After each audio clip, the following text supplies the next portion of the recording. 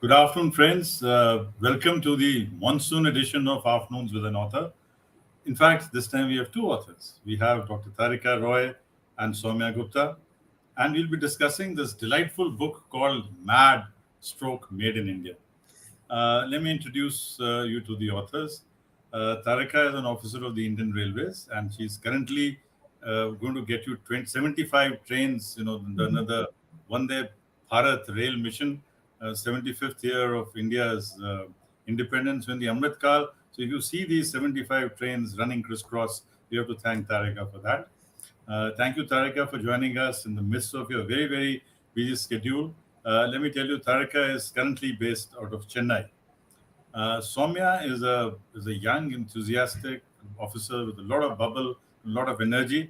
Currently in the MEA headquarters, she's doing a lot of things. But apart from that, she finds time for these very interesting quips and quotes and anecdotes, which together they bring out in the form of a book. So it's a remarkable story. It's a story of looking at India in its very quirky ways, in ways which are very particularly Indian, because you've got to be an Indian and you've got to be living here to understand some of the very fine nuances that both these authors have captured. The most interesting thing is about the collaboration in writing. I mean, how do two authors who are certainly not class fellows or batchmates are, so Tarika is from the 97 batch, Soumya is from the 2013 batch, the different services, different backgrounds. I mean, the first question to both of them is how did you get together to come out with this absolutely fascinating, absolutely delightful read? So maybe we'll start with Tarika and then come to Soumya because being serving an ex-civil servant, we'll follow the pecking order. So over to you, Tarika, and then to Soumya. Thank you so much, sir, and thank you for having us both on this show.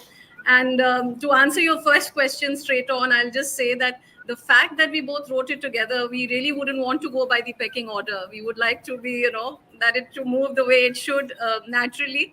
But, sir, since you have given the thing and giving due respect to the pecking order, since you're senior, I'll carry on and tell how we thought and how we came together. So destinies are meant to come together. जो होना होता है हो जाता है. And therefore, I was on a secondment or a deputation to the Ministry of External Affairs. I was director in a Central European division looking after 30 countries. And that is where Soumya, during her probation, got attached to that division. So she was a handy probationer at hand. And I like to be this, there was a teacher in me before I joined the service. So I made her sit in my chamber itself. So I thought there's a lot of intangible learning. And in that, the learning came to me that she's also from LSR, a college we shared the alma mater. And so I had this thought of the idea of a book brewing in me ever since somebody had given me a book on understanding Serbians. So that had really intrigued me and given me an insight into the layered understanding of their culture and them as a people. So I'd always wanted that we should have a book which we could refer to people as a hands-on, a 101 kind of a thing is what we'd initially thought. And that's how we came together. We were in the same division. We do share a lot of similarities. We both from the social sciences background, me from history and she's from economics. We both lived and studied in India as well as Europe. And the fact that there's an alma mater and the fact that we both were getting the same kind of questions in our initial lives, like all about India. There was the Incredible India campaign, very ably led. It was all over BBC and it was followed up very well. And this Make in India. So, there were lots of intriguing questions and we were always answering, but there was this gap. We always want to refer them to a book, which we didn't have handy. So that's how she got caught. And then we came together, sir. Wonderful, wonderful. Over to you, Soumya. So, ma'am, I think has already, first of all, thank you, sir, for having us here. It's really a pleasure to be part of the afternoon with authors and reaching out to everybody in the NDLI clubs also. And I'm very glad that we're discussing Made in India.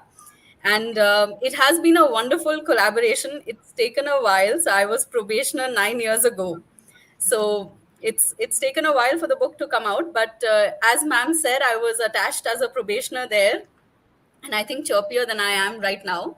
And it was really nice. I mean, I was getting to stay there, learn a lot of things. And ma'am and I would talk a lot, especially over lunch. And there were so many of these observations that, we would have, because it is very difficult to observe ourselves when you're in a country. But when you go abroad, or when people kind of make those observations, you kind of think of it like, why? Are we really like this? I mean, half our lives we think about food, at least most of North India does.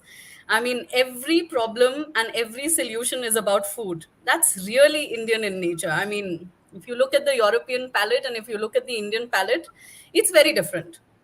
And that showcases how much effort we put in food, how much value we give to food.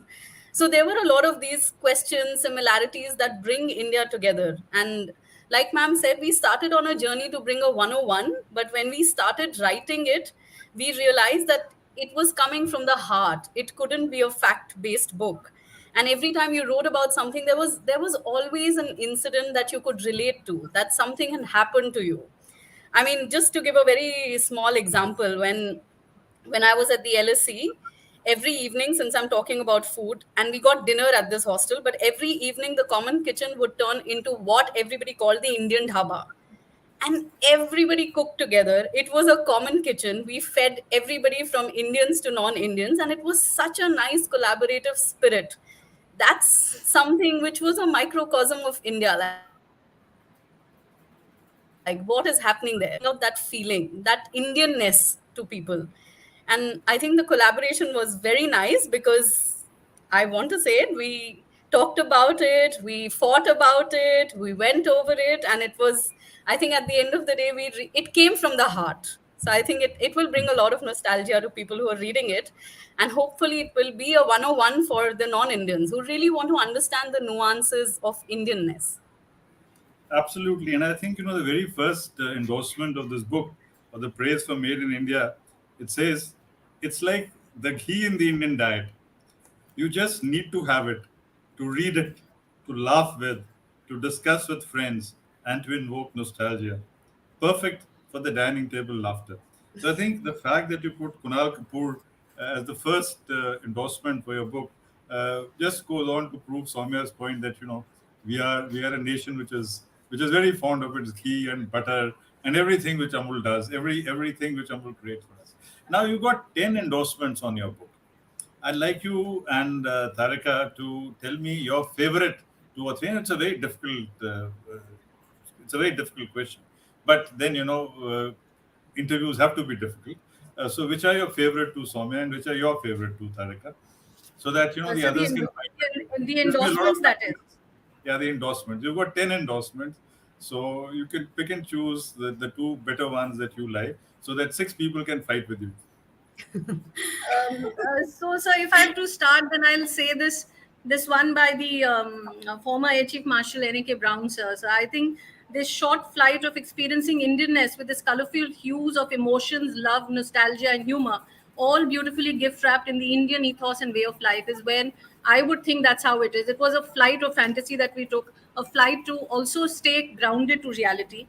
And then I'll take the last one, which is these snippets about India have an old world charm and wit that is sorely missing in the world today. So I would go with those two. Since you put me in a spot, sir, I love them all. I I must know. say, whenever I taught my children to write in the essays in the exams, all through their years till the time they listen to me, I said that whenever an essay comes, start the essay in the Hindi with, यूं तो मुझे सभी मौसम अच्छे लगते हैं, परंतु whichever मौसम is it or whichever festival it is, say that is the best one. so So I'm sure so yeah. all parents who are listening and all those who are preparing for their 10th and 12th board would be delighted and certainly will take a grab at your book. How about you, Soumya? Hmm? So, sir, as you said, this book has everything. I mean, at least from my perspective, it has a lot of things. And I have a favorite every single day. And for today's favorite, I would pick the one on the cover, which says Soumya and Tarika have put together an incredible book to describe India. From the monsoons to our common religion, cricket, and the tremendous achievement that is Indian elections. If you love Mother India, do read this book. This is by Amish Tripathi, who's a very known author. And since ma'am read out a second one, if I could also read out a second one, it's by Dr. Justice B.S. Chauhan. He's a former judge of the Supreme Court of India. It is a book that has written itself, where India is the speaker and the authors its intellectual unmatched scribe. Going through this book is like a pilgrimage into contemporary Indian life, with its bright chaos and patches of different colors that have a peculiar charm of their own. The world being infinite requires an infinity of viewpoints for its understanding. So does India. Absolutely. I think this is a very nice way to start a session. And because we are in the season of monsoons, and there are two chapters which are devoted to monsoon. One is called Mosam, and the second is our very own monsoon. So maybe I'll request both the authors to, speak something about this particular chapter, about monsoons and about Mosam. So, so, we have this huge geographical space that we live in. Everything is so different. I mean, when I'm talking to my mother, for instance, in Chandigarh, when it's raining there, here I'm sweating in Chennai, and my family elsewhere in the other four parts of India is experiencing different, and we share the snapshot of what is the weather every single day. That sort of speaks for why we wrote this chapter. But this one line that I really like in it is then where I say that we sort of during winters, Delhi ki sardi as it is, or you are in a lovely locale or the in Dehradun and you must be enjoying the weather, sir. When we say that, what if we don't feel the severe winters here? We surely look them. So when we stuff ourselves with all these big boots and these. We love to have our overcoats and do it even whether we need it or not. Even in fact, we go in indoors also. We don't tend to remove the overcoats, even though now we have the heaters cooling the rooms, but still we don't, and we continue. So it's this play that we had. There was so much more to write, but since we decided that we would only write 2 or 3 page chapters at the maximum, so that people don't have time these days, that is why we just try to make it into this crisp snippets, as it were, of bringing India to the readers through our eyes. Soumya, on Mosam. So, like ma'am exactly said, this is a country which is so varied. There's everything. I mean, she's in Chennai, it's sweltering hot. Dehradun probably is really good weather, and we are Delhi is terrible weather right now. It's 100 degrees and so sweaty. But it's 100 it's all degrees. about what she said. It's also how you dress. It's the monkey caps in the winter of Kolkata is something I cannot get out of my mind, because my parents were there for a few years, and literally it was really pleasant for somebody who has never been there to see Uh, for people there in like 25-30 degrees wearing monkey caps. It was the sight for years to come. And it's also about how we all react. Every weather is special, every season is celebrated. We have so many festivals for each season, we have special foods for each season. I mean, taking an example out of monsoon, and I'll leave the reading to ma'am because I think she has a few favorite lines out of that chapter. But it's about how every time it rains, it is adrak ki chai and pakode, and everybody will sit out, look at the rain, and enjoy it. So it's every weather, whether it's winter, you will all sit out in the courtyard or in the garden and have oranges and peanuts. So every season is special, and we celebrate it, and that's what we wanted to kind of bring about in the book. Absolutely. And before Tarika moves in, all these seasons, they also give us a very interesting expression. Like you mentioned, thanda, thanda, cool, cool. Now it's a fantastic expression. I mean, you couldn't have put it totally in English and you couldn't have put it totally in Hindi. But thanda, thanda, cool, cool, gives you a completeness. And I think that brings us to Yes. another way of how we speak these days, how we think these days. There's this beautiful book by Peggy Mohan, Adventurers, Kings and Merchants, in which she's mentioning that the verb structure of a thought is in Hindi, but we put a lot of English nouns in that. Yes. So dil mange more, and your book is actually a very serious study into how we have started speaking, because normally in middle class families now, whether it's in Punjab or it's in Chennai or wherever, we use a lot of English words to convey our thoughts. Tarika ji, for your comments on this. on this particular So, chapter. that's exactly why the whole book you would have seen, sir. We've used so many phrases of Hindi, and while it did affect the readability of the book, but we wanted to do it because there is no other way to express Indianness, because it brings out our thought, because we think like that. Now, since you mentioned this, sir, I must mention my driver mentioning yesterday, madam, I will straightly take you there and straightly get you back. Now, only you have to understand कि वो भाव समझने की जरूरत है कि why what he means straightly take you there. Absolutely. So yeah, the communication should get the point across, and that is what we've tried to do in the book. So I would just like to read a couple of things from this very own monsoons, this chapter, where we've just written something about think monsoons and what comes to your mind. Just a couple of them. Think monsoons and its chamchamati barish. Think the Met Department trying hard to get the monsoon arrival dates right. Think, as Soumya said, adrak ki chai with tons of sugar. Think garma garam pakode, samosa or kachori. Think sawan ka mahina. Think sondhi, mitti ki khushboo, the temperature. Think rang berangi chhatriyan, and think crooked chhatriyan never opening on time. Think kagas ki kasht now, and think kids stamping in puddles and all those detergent ads. Think knee-high folded pants and saris tucked in the waist. Think rag malhar. Think drawing rooms turned into dhobi ghats, drying clothes under the fans. Think essays on monsoons or varsha ritu, short topic in the exams. Think choked and overflowing drains year after year after year. Everywhere, sir, it's the same. Think leaving shoes and umbrellas outside the entrance. Think impact of monsoons on the economy. And think cancelled and washed out cricket matches, sigh. Think sensory madness. So, sir, we've written about 60, 70 of these just to express what comes to your mind for monsoon, sir. No, that's absolutely true. And in fact, as you said, I mean, all essays, poetry, and so many songs on monsoon, so many songs on Barish. I mean, Bollywood going crazy about monsoon is something fantastic. Okay, I was first thinking that we'll engage in a conversation on knots of marriage and arranged marriage, but I think we'll skip this. We'll move on to the dhabas, because dhabas are something which are very special. And in fact, I remember seeing one dhaba which is, and of course you will tell more about dhabas, but there's one dhaba which is called Have More Dhaba. Have More Dhaba. And there's one in which there's a chicken, which is, poor chicken is displayed and says, see me anywhere, but eat me here. Now, this is what the national. So this is the racist advertisement one can see. See me anywhere, but eat me here. But over to you for your dhabas, and I myself enjoy dhaba food. And today in the Garhwal Post, there's a whole column on the interesting dhaba food that we have in the country, written by a friend of mine. But over to you for your comments on dhabas. And then we can move on to dabbas, because linguistically Soumya, both over to you. dabbas are, connected. Okay. So you've brought me to my favorite topic, actually. Book, I mean, 9 out of 84 chapters or 10 out of 84 chapters is actually about food. So which is a significant amount, and most of the chapters actually mention food. And that is how Indians are. We celebrate a lot with food.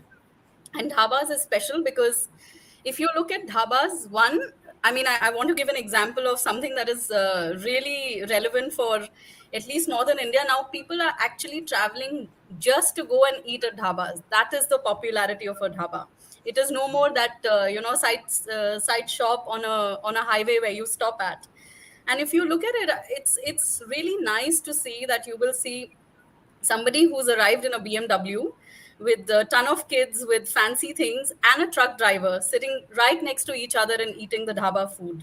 It's lip smacking. I mean, it has dollops of butter. If you go to a dhaba, that roti will have half a kg of butter, according to me. Or the bread toast, which I completely adore, will have 100 gram amul ki tikki on it. So it's amazing. And the chai, which has been cooked in the same utensil over and over and over again. And the best thing is the spellings they use on their menu. It's just unbelievable. And I'm sure anybody who reads the chapter will see it for them. Site for kids to actually see them. They're not the worst at their spellings. So it's really somewhere where a lot of people conglomerate, a lot of people find rest, and a lot of people see a little bit of India at a dhaba. That is absolutely true. In fact, she just shared with me. I wonder if you can show it. Great choice. wave of choice, that is really classic. She just shared with me today a So little let me what try, sir. try it. So while you try it, we can have Tarika speaking on this. So like you said, see me anywhere but eat me here. There's this very interesting place, roadside sign on the GT road, the National Highway 1, which says sochte kya hai, bas aa hi jaiye na. So they have this, so they sort of goad you into coming there. And there's another one where we said we are closed for lunch. So there are all these kinds of dhabas everywhere, that we too have lunch, something like that was there. So yeah, but so we felt that this was a quintessential part of when Indians like to travel, and they like to travel with families. The one common factor, even though now these are being taken over by a lot of MNCs coming over, like my children, we now stop only at places where there is a dhaba which is adjacent to a KFC or a where the kids want to go. But you do want to experience that on the highways when you want to travel on the roads, which we do a lot. So I thought that this is a very essential component. Maybe they're not interspersed all across India, but they're a very quintessential aspect of India. You may not have the best of facilities, sir. The food may be greasy, but then nothing else compares with it. I mean, there are dhaba trails which are gone for. And the other Have you? thing is, you see that because of the dhabas, I mean, Indian food like Punjabi paranthas and dal tadka traveled all over the country. And you can go up to the Indo-Burmese border, Indo-Myanmar border, and you can find a masala dosa there. So Yeah. you can get so I think that also is very great because the dhabas have sort of brought Indian culinary traditions across the country. So I think that's also something which is very good. And the dhabas on the Delhi Karnal Road. I mean, you have all kinds of foods now. You have a Kerala thali, and you have dosha, and you have True, Bengali, true. everything. So it's something very good. Absolutely. So Soumya, can you get that lovely snippet out, or you can't get it? Sir, Uh, unfortunately, I'm not able to, but I will read it out for the listeners. And this oh, little image just said, and what we talked about the spelling said, mini veg combo, noodles or fried rice with grave of choice instead of gravy of choice.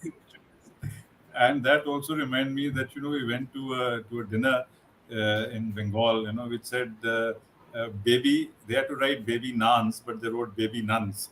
So baby nuns, something. Next, True. let's move on to the truck art because truck art is also something which is very fascinating, especially when you realize that and it's a fantastic art. And so, why don't you tell us about some of your favorite truck art slogans, Soumya, and then we'll move on to Tarika. I These were yes, please. sorry. Hmm. Next, continue. Okay. This is one of my favorite every time chapters actually, and if I could read a little bit, um, the Shero Shairi painted on the back of lorries is quite something. Let's have a look. अमीरों की जिंदगी biscuit और cake, ड्राइवरों की जिंदगी clutch और break. The brand of what some naively term pedestrian poetry always elicits a response from the readers, good, bad, or ugly. I mean, it's not just about the art, which is almost like how they say it's like a bride. They want to decorate this truck with all the shenanigans, with those tassels and paintings, but it's also about the kind of things that you find written behind a truck, and they're so amazing. I have a whole gallery of actually which I collect, and you see them all over the place, especially in the border areas, and they naively say something which is so profound sometimes when you think about it. And they also say things which are laugh worthy, so your journey actually becomes very interesting once you're behind a truck or a lorry with all these little snippets of wisdom. Absolutely. In fact, you see, the other thing is that the way truck art in the north, truck art in the south, truck art in the east. In fact, you can make out whether the truck's body has been made in Punjab or whether the truck's body has been made in Kolkata or whether it's been made in Chennai. So you know that the designs are different. The way the lettering is done is also very different. So it's again an unexplored aspect of India's great thing. Tarika ji, would you like to add something? So yeah, I would just like to mention about the spellings as it is. That is this Haran please or Haran please plays or blow Haran, or it is this use diaper at night, which we say, well, use dipper at night, which also makes a lot of sense to use diaper at night for a lot of people, not just the young but the also old. And this very cute one, where some say the truck hits the road and it screams dum hai to cross kar varna bardasht kar, or where the little Maruti has behind it written मैं बड़े होकर truck बनूंगा. These are really cute ones as well which come. And this last one with which we end the chapter, the common one is of course buri nazar wale tera muh kala, with all the black shoe or this face of a devil. But when we also read buri nazar ki walon ki teen dawai juta chappal aur pitai, so they actually bring a smile to your face on these otherwise journeys which can get tiring, sir. With the black Please. shoe hanging at the back, always, almost 99%. Okay, this is to request all our friends who joined us from the NDLI clubs that in case you have questions, I'm sure you have a lot of questions and comments, please feel free to put them in the chat box. We'll try to curate some of them. And I also take this occasion to thank NDLI, Fair Observer, Coal India Limited, the Indian Institute of Horticulture Technology, Green Panel, Technopack, Garhwal Post, and Incredible India for all the support that they extend to us. Okay, let's move on. And, Tarika, you are a parent and you want to exercise parental control. And Soumya wants to get out of parental control. So how could you collaborate on a chapter like this? I mean, how could you come on the same wavelength as far as this aspect is concerned? Over to you, Tarika, because you want to exercise control and Soumya wants to get out of control. So sir, the very fact that you're saying that you want to exercise control means I'm not really managing to exercise control, and it's something that I would want to do. So there's a big difference in wanting to do or being able to do, sir. So it is this dil ki khwahish that I want to do. And Soumya was this other side of it. So I was getting to know all that her mother wanted, because whenever I said, can we have a sitting, she was saying, Mama has put this deadline of being at home by 8. So that would be a deadline that I would want to put on my children. And so therefore this chapter was very interesting. We had the benefit of both sides, sir. Okay. I think sorry, sir, I didn't mean to interrupt. Soumya, is your mom Absolutely, sir. And I have briefed her enough that she will be a lot of part of this conversation every time I have it. So I think she's cutting me some slack with my deadline being 10, extended to 10 now. Okay. Maybe after this conversation, it'll be 10:30. Oh, maybe, sir. I'm trying my best.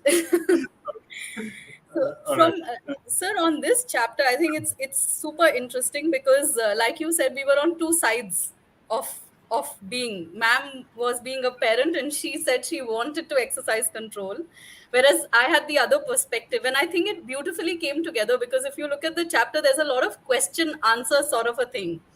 And it always kind of comes to your mind when suppose a child asks for permission to go out. They're like a barrage of 10,000 questions that are asked. Who are you going with? Where are you coming from? When will you come? And it kind of just came together because I think both the perspectives kind of showcased in this chapter. And I'm not sure if I get the other perspective properly, but I'm trying. Well, try harder. And maybe Tarika can give you some tips on how you can convince your parents. Okay, that's wonderful. So, you see, then we have this two interesting chapters. One is on Indian elections, the Juggernaut and the Sarkari Babu. Because the Indian elections, of course, it's a festival. So many books have been written about the Indian elections, and not a day passes when elections and all these things are so much a part of our. I don't think any country celebrates elections the way we celebrate elections. I mean, there is one official holiday and many other holidays which come and go because of elections. So, your thoughts on the Indian elections, and then we'll talk about all three of us, the Sarkari Babus.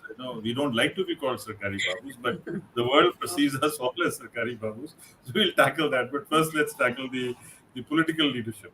let's tackle the process of Indian elections. Yes, Tarika. Soumya, would you begin? Sure. So, may I begin with an Yeah. anecdote? Ah, So, I was posted in Germany, and they went through elections, and I think just to put it in in contrast of what happened, I was really interested in seeing how they went through elections. So, I reached out to a member of parliament, and I said, "You're having an election rally. Can I please come for it? I'd like to really see." I went there. There were about 70 people at the max, and they had an opinion about everything. No, I mean, it was a really calm speech. Two people came, spoke, and went away. Everybody went home.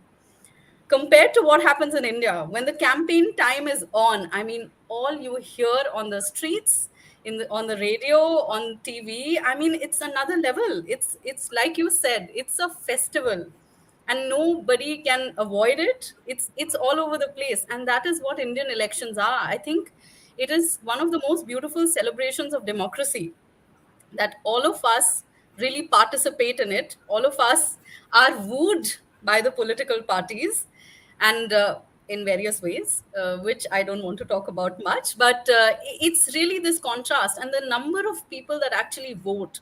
Our procedures are, according to me, they're really robust. I go in, I get black color dye on my thing, and I just press the EVMS. Whereas in a lot of other countries, there's still, hand ballots. You still write, or you still stamp something. So it's a beautiful celebration of what we really stand for. It's our ethos, and entertaining. I think they're also very entertaining from a point of view when you look at them from an outsider point of view. So that's from my side. yeah, that is certainly there. And yes, Tarika, So, your thoughts? as I said that we had to have, as they say, brevity is the soul of wit. Then we had to bring this out in this chapter as well. So, this entire mammoth, as we call it, the juggernaut, sir, it's just so massive. I mean, therefore, we put this line, now begins the fun with numbers. Eligible voters in the 2019 elections were 910 million plus, which is the population of USA plus Japan plus Russia plus Austria plus New Zealand plus United Kingdom plus Germany, Spain, and a few more countries put together. I mean, this is just to give an idea to the reader as to what are we talking about, the numbers that we're dealing with. Then we say that while the lotus in the hand represent two of our largest national parties, we literally have a whole vegetable mart on display, a zoo, and a jungle ride. Modes of transportation ranging from the cart to the aeroplane, the kitchenware, and the electric appliances, also sports care. And we also say that, while we don't have so far the Nota, why haven't we yet gone the Western Mickey Mouse way? Who knows? Maybe we could even see a Chacha Chaudhary or a Chota Bheem or Hatim Tai in it. So, it was just to bring in the humor. And we finally end by saying the best is the janta, क्योंकि जनता सब बहुत समझदार है, सब जानती है. The public takes these offers, which Soumya referred to, while promising their support, and then votes for whoever they choose in the privacy of the voting booth, while pressing their most all-important finger on the EVMs. Difficult to make up one's mind about who is the real boss then, who is the smart one, who is better at making false promises, and who has the last laugh. So we end there, that it is celebrating democracy, that the janta is the ultimate winner of it all, sir.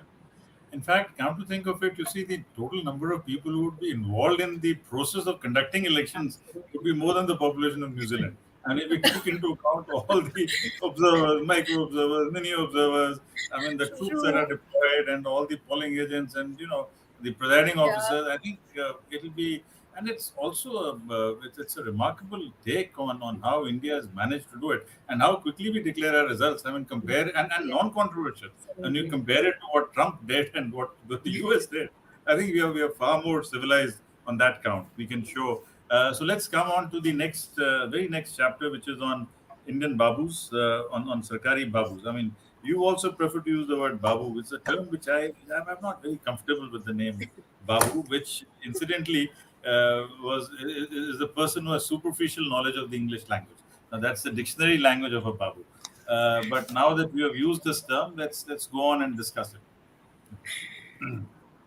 So can we invite your perceptions first about it, since you said that you were one? No. It's a, but point is that this also shows the very the great disconnect. I mean, the way we perceive ourselves and the way we are perceived. We Yes. in the IAS and the railways and the foreign service, we would like to think ourselves as very well-meaning, honest, committed, hardworking, out there to create a much better system for India. But whatever we might do, it's not the way we are perceived. And the truth lies somewhere in between, because all kinds of us are there in the service. There are good ones, there are not so good ones, there are absolutely useless, corrupt people, and there are some very nice people also. So it's a very difficult sort of a thing. And I think it's very difficult to describe Indian bureaucracy. It's again like the you will need to do another book on Indian bureaucracy and all our follies, foibles, and our achievements, because mind you, there are a lot of achievements which India has made, and I think those need to be factored in. But let's retain our mode of joy and our mode of poking fun at each other, at ourselves. So let's move on. Let's have your takes on this. More because a lot of So, the so young I people do think I completely agree with you that this term babu, even though it sort of seems totally out of place, but it is how, that is why in the book also we've written it in single quotes, that this is how the perception, we cannot, since it's a book about India, someone reading the book should know that if we didn't write it the way it is written, somebody would think इन्होंने तो बोला ही नहीं क्योंकि ये दोनों सरकार की बाबू हैं इसलिए इन्होंने बोला नहीं. So it was very important to think and reflect on India the way Indians think about the people in the sarkar, rightly or wrongly. I would say, to the extent, sir, that we talk about having taken this national hobby, both of us did. So yes, we identify with it. We cleared it, so we do identify with that aspect of it. The fact that we are talking about certain things in a way that we do in this chapter of people, or we are involved in policy implementation or its formulation at various stages. So we are very much a part of the brigade, and we think that a lot of what is happening is only because of where India has reached now, is so much as a deliverance given by the so-called Sarkari Babu. But sir, the fact that we've written it the way we've written it, we do differentiate ourselves from all that you also referred to just now. All that happens about using the system or abusing the system, if I may say, or the chai pani ke liye, the chapter that we've written there, those are things that we would like them to be wished away, but they can't be brushed aside, beneath the carpet.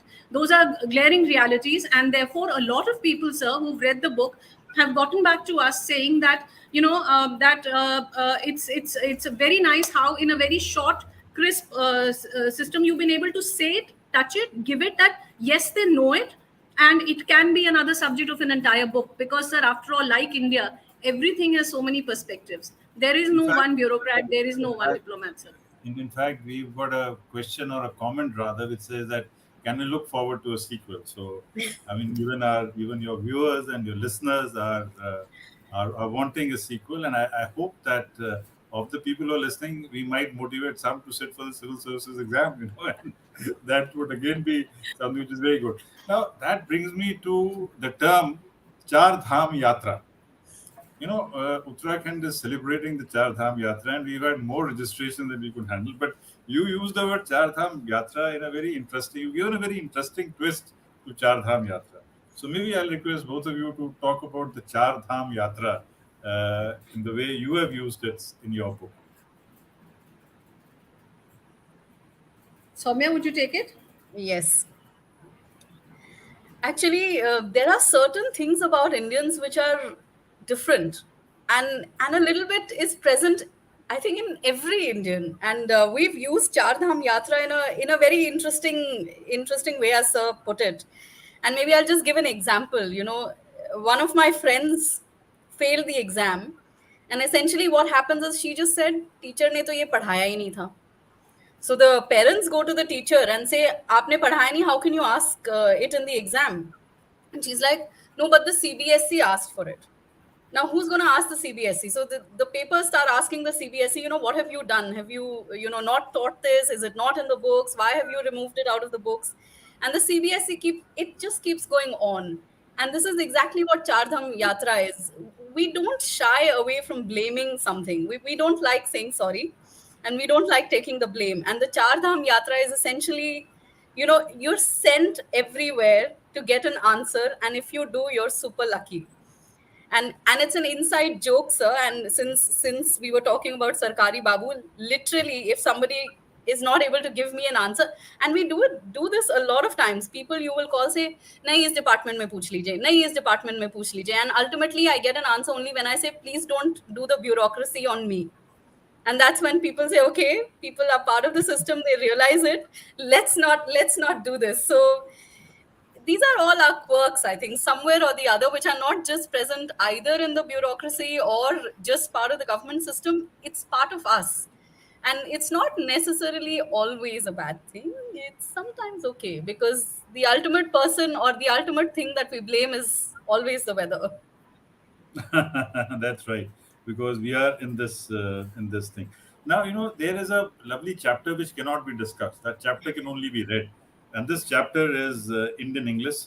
So I would request both Soumya and Tarika to start reading one paragraph each in that special intonation and in that special style, so that our readers can actually appreciate this absolutely new and exclusive genre which you have, which is always there, but you've given it a form and you've given it a name and you've given it an identity. It's an identity that was waiting, to appear. Let me put it like this. So this is the chapter called Indian English. Questions cannot be asked on this; it can only be read and enjoyed. Thank you so much, sir. Sir, this is the only chapter where there is no Hindi. It is only English. And it's all mixed up whenever we talk. There is Hindi and there is English, or there is English, but we don't just speak any one language purely at all. Of course, Urdu, of course, comes in, and Hindustani does. Plus, sir, we use regional words. Like so many of my people tell me that I use a lot of, if somebody says something, say Sanu ki, le, because my Punjabiyat comes out in that. Or for instance, I'm in Chennai, every conversation, aiyo, they start with that. Or since there is this somebody from Bihar, he would say athi. The words are interspersed. Even the regional words are interspersed in the Hindi and English. So this entire chapter, sir, for the understanding of the readers, has been written in italics, and that is because it's neither Hindi nor English, and it's none of. It also has a play on the accents, and all the accents are mixed together just to give a sense of how we are in India, and on the grammar that we use in English. So it's all tossed around. With that background, sir, I'll just, as you say, I would read the first two. It says, so in the beginning itself, there are 4 or 5 things that you must know about this concept. Firstly, Bhai should be not speak in our own style. Okay, agreed that British taught us English, the Queen's language, but that was in the colonial past. And now we are a free nation. Moreover, we have had our own several Maharajas and Maharanis all across India. Also in India, many more people speak English than in England. That is, it is taught in all the schools. So we should have the right to use this language as we like. Hai ki nahi? This much though should be acceptable to all. Now, secondly, we have enriched the English by adding words for which we should be thanked minimum, spelled as yum, I, yun, I, yum, you, yum, instead of being mocked at for the way we speak. There you think words like shampoo, avatar, thug, bungalow, pajamas, chutney, guru, jungle, Kashmir, etc. came from, huh? Well, these are all from Hindi, Urdu, or other Indian bhasas. Not only this, bhai, we have also given various words to Angrezi magnanimously, simply by adding English suffixes like thai or ing, etc. to our own words. For example, patana is a typical Hindi word implying to impress or cajole someone, used for, say, hooking a girl or sweet talk a teacher into postponing the exam date. And chipkana means to stick. So he used it like he was patawing that girl by chipkoing around her, but she did not fall in his trap and was not patawified. So that is simple. Besides, we also use Hajar Hindi words directly inside of the English language sentences so everyone understands. So, what is the problem? So now it is really for the English peoples to decide which bhans they want to add in their lexicon. Over to Absolutely you, great. Soumya. It's wonderful. So I'm very nervous reading this chapter, but I will give a small context which ma'am started with. I used to go as a young student to tuition class maths, and this really wonderful teacher once started dictating to us and said, "If bhi the," we couldn't understand a thing. After 3 attempts, he just gave up on us and said, "If bhi the volume," and then we realized that bhi was we actually. And in this context, I'd like to read the rest of the chapter. Thirdly, Indians have the popularized the English in is spreading among the masses, not only in the urban areas, but even the villages folks use English words in their everyday's parlance and freely mix it in their Hindi or regional languages. Just imagines, oh seat is used at the drop of a hat for anything that goes wrong. English Hindi slangs like stop marrowing fattas to convey, to stop exaggerating are also there. Fourthly, Bollywood has done a lot for this as well. The films have mixed titles like Jab We Met, Shadi Ke Side Effects, Chance Pe Dance. Array, our songs too have English put inside of them. Some of the catchlines of famous advertisements of multinational brands are also a mix of Hindi and English, like Ye Dil Mange More, Hungry Kya. So there you are. It is all mix up Hindi and English. Thirdly, there are creative phrases like time pass, meaning something to pass time, say reading or watching a movie. In fact, peanuts are sometimes called time pass, for they help you do just that. What you say to that, huh? Then we have given few English words more stress, like sabse best friend. Then we say first class in response to how are you, making the phase first class not only a grade in studies and the highest class of travel, but also anything that conveys top class condition. See, basically, language is meant for communicating ideas and thoughts, which, if understood, the ultimate winner is the English language. So, call it whatever you may like, chutneyfying or masalafying English, or call it English. We are going to use it the way we like it. Period. By the way, it was indeed a pleasure to clarify issues related to English in their various dimensions here. Hope you are the understood. At least some of it. ठीक है ना भाई? Great. Thank you so much. I think it was really very nice, and it was a very engaging read of the chapter. Now there are some questions. The first, of course, is can we look forward to a sequel? The second question is when is the audiobook version? When is it coming? Is it available or is it likely to come out? And third is how difficult or how easy it was to co-author a book. These are three questions that have come, and I'll tell you more questions as they appear. So we have the last 12 minutes now in which we have to respond to our readers. And then there's the last chapter which I want to discuss with you. Yes, Tarika?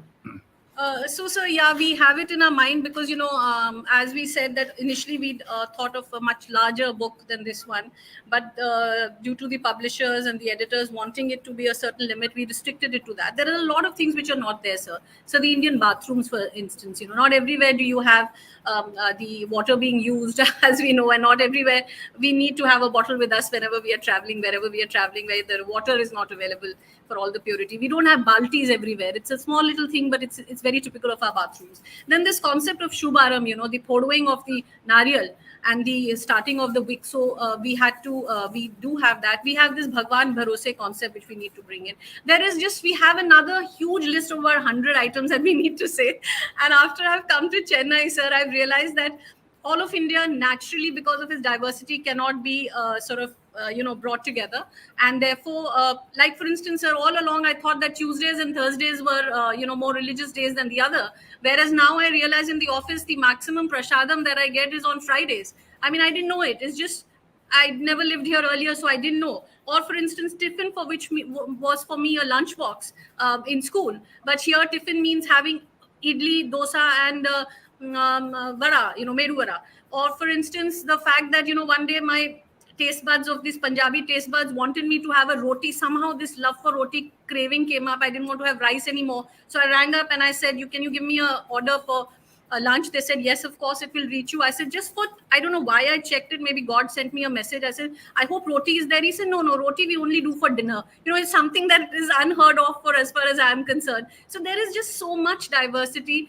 So all those who are asking, if you've enjoyed this, yes, the sequel shall be there, inshallah. Yeah, very good, very good. Soumya, how about you?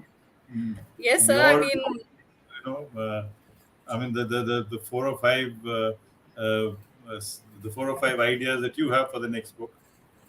Sir, absolutely. We had actually 101 chapters because that was very shubh, which has now come down to 84. So that's already So, like, 17 chapters. Chorasi is also very shubh because you have. Yes, it is. Yes. So whether you had Chorasi or you had 101, so that's and They are maybe on the right track, sir. maybe you could come out with 75 because India had 75 and Yeah, Amrit why Kaal, not? why not? I mean, so you have Why not? you have Yes. 75, yeah, the Amrit Kaal. So yes, Soumya. So there are already 17 chapters which we have already written, and some of it is, one which I would like to talk about is the Indian nod. Nobody Yes. abroad understands it. Absolutely not. I will understand what you're saying or what ma'am is saying.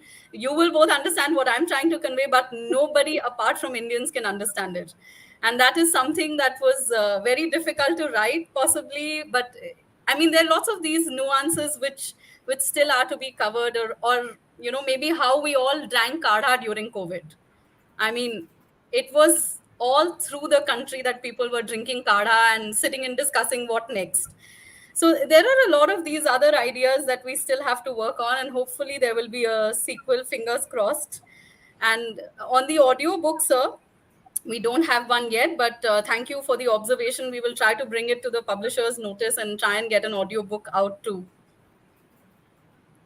And the third question is, which you of course tried to answer earlier. You've already given a hint to that, but how difficult or how easy it is to co-author a book, So I'll take that answer question by also linking it up with the previous question. That it had a lot to do with the one chapter that is not here, which we'd written. It's about the G-Sir syndrome. So, for everything, in the government, it's like GGG. So many conversations are like GGG, sir, sir, sir, sir, sir, sir, sir. Or, if it's a daughter-in-law, mother-in-law, then it's GGGGG. So we also had that kind of a chapter. So I think that also worked in our case for bringing the co-authorship together. So even though Soumya is a rebel junior, but she did have to do a lot of GGG and ma'am also to it. And she was all along posted in, and we used to work during our night time, sir. So they differed because of the time zone difference. And a lot of differences of opinion. But, sir, if you read the book, you would know that you can't make out what's written by me and what's written by her. Absolutely, absolutely. So, I think that this is a we very, did the very first nice draft. blend. Yeah. This is So, very the first draft was, of course, done. We chose the topics and we wrote the first draft. Is for all those who are wanting to co-author a book. And then we shared that draft. And these ideas, so the other drafts were interspersed into the thing to make it one holistic thing so that it reads and nobody can make out, who's written what. That is it by the old fat hag who's talking right now or by the young chirpy diplomat who's on the other side. So nobody can make that out. So it was a lovely journey, sir. great. So Soumya, you'll have to return the compliment. I mean, she's I'm really. I'm really trying to do it, sir. And I would like to start with that. We also have a very young, bright officer who doesn't believe in the pecking order, and I think that worked really in our favor because, like she said, I was rebel, but I had the space to fight with the ma'am, give my opinion, say what mattered to me because it was finally a product for us. And I think both of us believed so much in it and we really worked hard towards it that it all had to come together. We knew we both wanted the best for the book. And I think with that feeling, we kind of worked together over different time zones, over different ideas, over different feelings like parental control. She was on one side, I was on the other, but it all came together very beautifully. And I think for people who are looking to co-author, it's a beautiful journey that you take with a person and enjoy the journey. I think we had a lovely time. We also went out to the railway station to click photos. to see what was going on. And I think all of those journeys with a partner is always much more interesting, including the times when you feel really low. When she was low, I was there. When I was low, she would be like, no, come on, we've written most of it, come on, let's not leave it to the end, let's not abandon our little baby, as we call it. So it's been a really nice journey, and I think when we both saw the book, it was just we were just both very Yeah, the book ecstatic. is very nice. It's wonderful. Now, tell me something about railways, because your book, and you're from the railways, and your book has many stories on the railways, including the conversations on railways and trains and long distance trains. So, short comments on the trains of India, and how trains have generated a lot of literature. I mean, incidentally, trains have actually produced a lot of literature throughout the world. So many people have written on trains, and so very brief comments, and then we are about to close. Actually, just So, last five so minutes. actually, thank you so much, sir, for the observation. Because trains, I think, sir, they reflect, not because I'm a officer in the railways, but otherwise they reflect a microcosm of India. So you see it all happening. If some foreigner were to actually catch a glimpse of all of it, he should just go to the railway platform and see it all happening there. What we call trainivity, the festival on trains, or the platformity, or the festival on the platforms. So you just have to go there. You'll see it all: the colors, the hues, the smells, the dust, the dirt, the latest gadgets which the youngsters have with the book stands, the makhi around the food, and the chai walas, and what have you. It's all there. Then the whole jing bang of the family going, entourage going with all their luggage and more luggage and jholas and thelas, and swearing, next time I'm telling you, once again I'm repeating, no more time we are going to carry so much luggage. And yet again we do the same thing, and we land up at the station.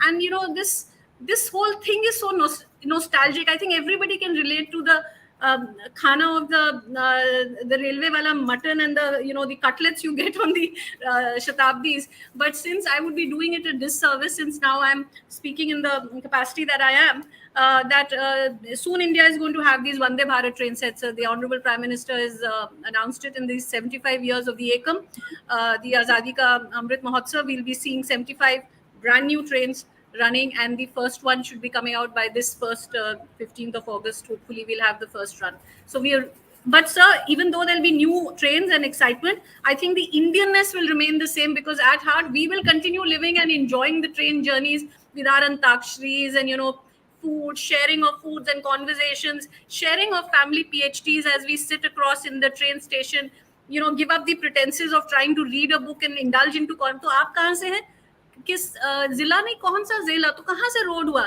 तो ये आपने चप्पल बड़ी अच्छी कहाँ से ली, अरे वहीं से तो हम भी आते हैं. So all that conversation which also starts off, we're going to remain the same. So whatever happens to the railways, Indianness will be staying alive.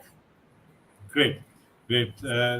Some 2 or 3 lines from you, Soumya, and then have the last Sure, closing sir. comment and the last closing question. So for trains, so if somebody asks me what do you want to see in India, or what do you think we should see in India, and I always tell them take a train journey. As a child, I think whenever I think of trains, it's nostalgic. From buying the tickets, which was really difficult earlier on, including my tickets to the academy in Masuri, I could never find train tickets on time, to sitting there and adjusting with everybody's luggage and everybody's extended family, not just people who've come to see them off, but also the extra people who haven't bought tickets, and the luggage that they are carrying, and then the Meerut ki kachori that you're having on the way, and gossiping like nobody's business. It is all what India is on a train ka dabba. It is one of the most beautiful life journeys that anybody can take who's coming to India, and I strongly think that even if we have new trains, the Indianness should remain. Absolutely. It's time. All conversations have to end, but let me end by this paragraph, which is from the last chapter. I'll read out this chapter and then read out this paragraph, and then there'll be one closing line from both these authors. To an outsider, India might appear to be a land of great divides, with the diversity of opinions, the nationalist, anti-nationalist debate, the right-wing, left-wing debate, development poverty debate, welfare state, business promotion debate, responsibility, accountability debate. Say a word in India and you will find 1.3 billion opinions on it, if not more. This is also the biggest uniting factor here: the right to say what you like, the responsibility to accept what you hear, the opportunity to debate with whom you want, the right of freedom and expression. Our biggest strength is our shared belief in the Constitution of India, the largest written constitution in the world.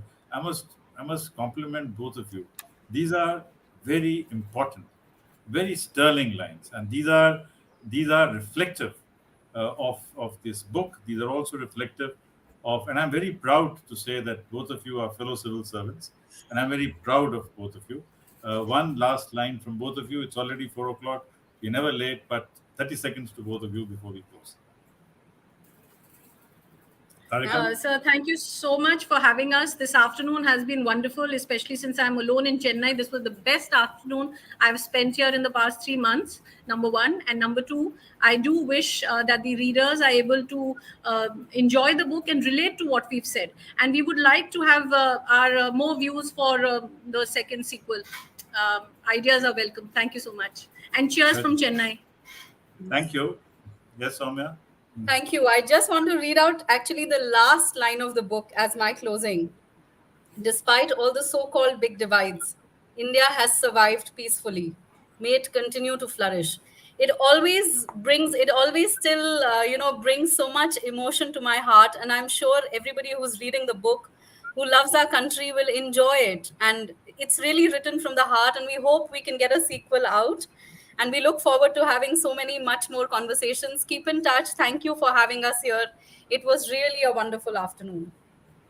Thank you. Thank you, NDLI. Thank you, Fair Observer, Coal India, Garhwal Post, Technopack, and all of us who joined. Thank you very much. Thank you.